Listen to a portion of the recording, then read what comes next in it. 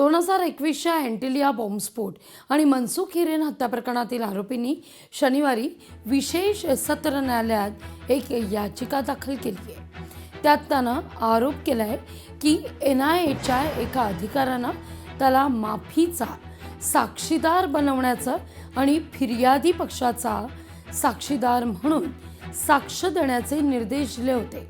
आरोपी मनीष सोनीनं जर त्यांना माफीचा साक्षीदार होण्याकरता अर्ज केला तर जामीन मिळवून देण्याचं आश्वासन त्या अधिकाऱ्यांना दिलं होतं असं देखील म्हटलंय। न्यायालयानं तपास अधिकाऱ्याला उत्तर सादर करण्याचे निर्देश दिले। या सगळ्या प्रकरणाची 10 एप्रिलपर्यंत सुनावणी पुढे ढकलण्यात आली आहे। या घडीची महत्त्वाची ही बातमी 2021च्या अँटिलिया बॉम्बस्फोट आणि मनसुख हिरेन हत्या प्रकरणातील आरोपीनं शनिवारी विशेष सत्र न्यायालयात एक याचिका सादर केली आहे। त्यात NIAच्या एका अधिकाऱ्यानं त्याला माफीचा साक्षीदार बनण्याचं आणि फिर्यादी पक्षाचा साक्षीदार म्हणून साक्ष देण्याचे निर्देश दिले होते असा उल्लेख करण्यात आलाय। अधिक माहिती घेऊया आपल्या प्रतिनिधी मीनाक्षी म्हात्रे यांच्याकडून। मीनाक्षी, काय नेमकं यात लिहिलं गेलंय?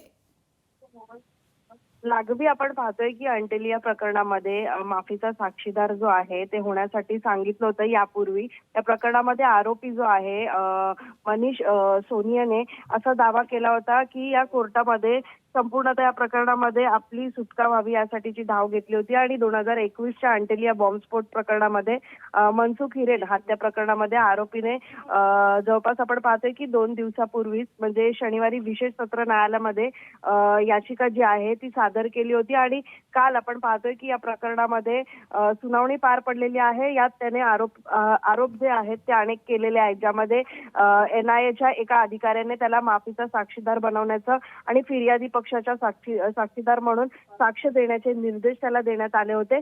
यासोबतच आपण पाहतोय की जो आरोपी आहे मनीष सोनीने सांगितलं होतं की जर त्याने माफीचा साक्षीदार होण्यासाठी अर्ज केला तर जामीन मिळवून देण्याचे आश्वासन त्याला अधिकाऱ्याने दिले होते। यामध्ये जर आपण पाहिलं तर न्यायालयाने तपास अधिकाऱ्याला उत्तर सादर करण्याचे निर्देश देखील दिलेले आहेत आणि या प्रकरणी जर आपण पाहिलं तर पुढील सुनावणी जी आहे ती 10 एप्रिलपर्यंत ढकलण्यात आलेली आहे। जवळपास आपण पाहतोय की 2021च्या 25 फेब्रुवारीला उद्योगपती मुकेश अंबानी यांच्या दक्षिण मुंबईतील निवासस्थानामध्ये अँटिलिया जवळ जर आपण पाहिलं तर स्फोटकांनी भरलेले एक जे गाडी आहे ती सापडलेली होती आणि असाच आरोप जो आहे तो 4 मार्च 2021 मध्ये करण्यात आलेला होता, ज्यामध्ये आपण पाहिलं तर ही हत्या जी आहे ती मनसुख हिरेन यांची करण्यात आलेली होती। ज्या गाडीमध्ये हिरेन यांची कथित हत्या झाली ती गाडी चालवण्याचा आरोप देखील सोनींवर होत असल्याचं सांगितलं जात आहे। निश्चितच मीनाक्षी, धन्यवाद तुम्ही दिलेल्या एकूणच सविस्तर माहिती कर।